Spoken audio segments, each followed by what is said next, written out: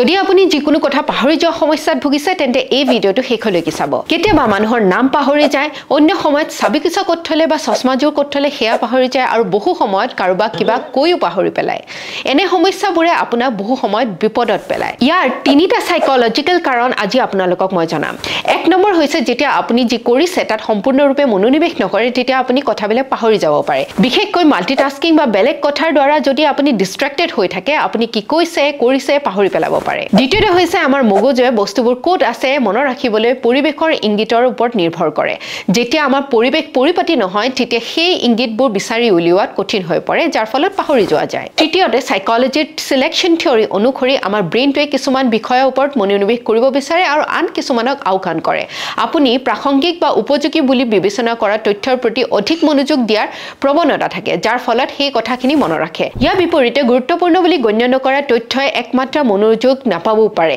যাৰ ফলত পাহৰি যায় এনে ধৰণৰ ইনফৰ্মেটিভ ভিডিঅ'লৈ আমি পুনৰ লগ পাম ধন্যবাদ